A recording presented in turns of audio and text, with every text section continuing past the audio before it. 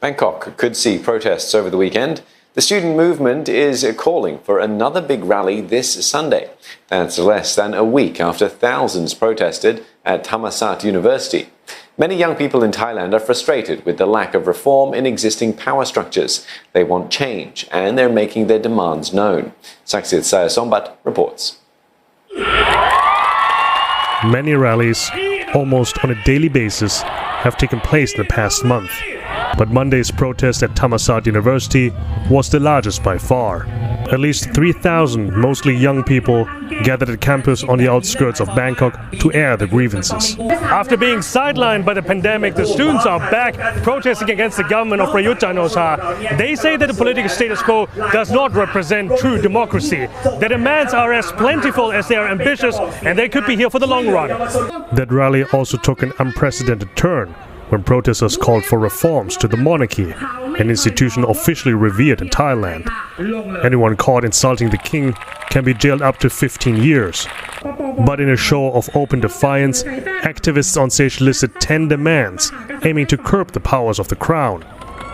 ข้อเรียกร้องเหล่านี้หาใช่ข้อเสนอเพื่อล้มล้างสถาบันกษัตริย์ไม่แต่เป็นข้อเสนอโดยความปรารถนาดีเพื่อให้สถาบันกษัตริย์ได้อยู่เป็นมิ่งขวัญให้แก่ประชาราษฎร์ภายใต้ระบอบประชาธิปไตยต่อไปทั้งนี้สถาบันกษัตริย์จะตั้งอยู่มั่นคงสถาพรในโลกยุคปัจจุบันได้นั้นจะต้องเป็นสถาบันกษัตริย์ที่ไม่มีอำนาจเกี่ยวข้องกับการเมืองถูกควบคุมและตรวจสอบวิพากษ์วิจารณ์ได้และไม่เป็นภาระต่อราษฎร It's a new generation of anti-government protesters that is making its presence felt in Thailand, shaped by the cycle of partisan street protests and military coups, with a few elected governments in between.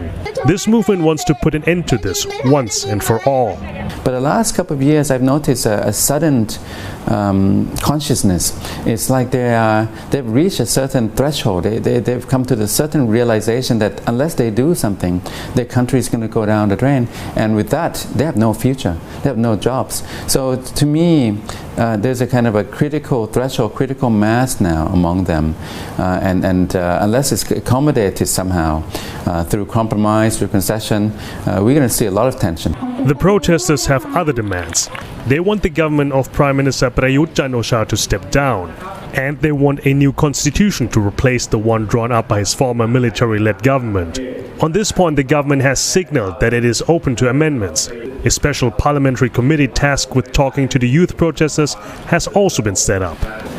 เราถูกแต่งตั้งโดยสภาผู้แทนเพราะฉะนั้นเราไปรับฟังในฐานะเป็นตัวแทนของประชาชนเราอยากจะรับฟังเขาส่วนของรัฐบาลเองผมคิดว่าจะเป็นการดีมากถ้ารัฐบาลพยายามที่จะเปิดหูเปิดใจแล้วก็ไร้อคติกับเขาอย่าไปพยายามผลักไสว่ากลุ่มผู้ชุมนุมผู้มีความเห็นต่างเนี่ยเป็นศัตรูทางการเมืองซึ่งจริงๆผมว่าไม่ใช่ The authorities have largely looked on benignly, but the brief arrest of two activists last weekend show they're not likely to stand back and let the protests go on forever. The call to reform the monarchy has also upped the ante and could signal the beginning of a longer ideological battle with the pro-royalists. The protesters have a slogan, "Hemanjok Tirundao." In English it means, "Let it end with our generation." A strong signal that these young people intend to fight for the future of their country to the finish. Thammasat, CNA, Bangkok.